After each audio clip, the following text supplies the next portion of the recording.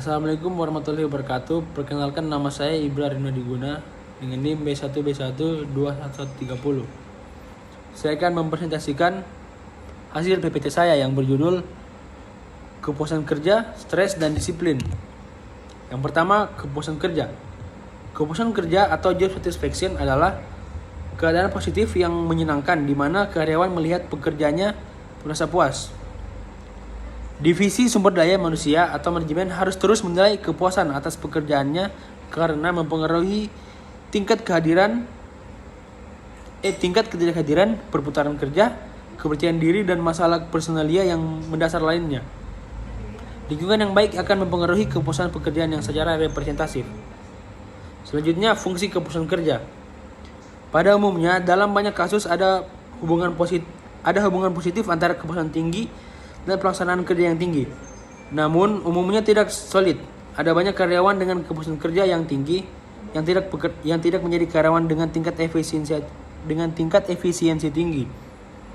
Namun tetap seperti pekerja biasa. Banyak kesimpulan merekomendasikan bahwa kepuasan kerja yang tinggi terutama dihasilkan oleh pelaksana kerjaan yang baik. Bukan sebaliknya. Jika honor tersebut dipandang adil dan memuaskan, kepuasan kerja yang representatif akan meningkat karena mereka mendapat honor kaitannya dengan pekerjaannya. Selanjutnya, kepuasan kerja, perputaran karyawan, dan absensi. Organisasi dapat mengantisipasi bahwa ketika kepuasan kerja meningkat, perputaran pekerja dan ketidakhadiran berkurang, atau sebaliknya, kepuasan kerja yang lebih rendah biasanya akan menghasilkan pergantian karyawan yang lebih tinggi. Hubungan yang sebanding berlaku untuk ketidakhadiran. Pekerja yang kurang mendapat posisi dan kepuasan kerja umumnya akan lebih sering absen. Selanjutnya, stres karyawan. Pekerja umumnya menghadapi berbagai jenis tekanan dan masalah. Secara umum dapat mempengaruhi pelaksanaan kerja sehingga harus menjadi perhatian manajemen. Stres adalah suatu keadaan ketika terjadi tekanan yang mempengaruhi perasaan, cara berpikir, dan kondisi seseorang.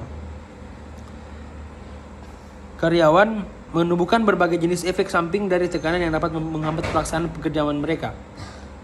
Selanjutnya, penyebab stres. Ada berbagai kondisi kerja yang kerap menimbulkan tekanan bagi karyawan. Di antaranya, yang pertama, beban kerja yang berlebihan. Yang kedua, tekanan atau desakan waktu. Yang ketiga, kualitas supervisi yang jelek. Yang keempat, iklim politis yang tidak aman. Dan yang terakhir atau yang kelima, umpan balik tentang pelaksanaan kerja yang tidak memadai.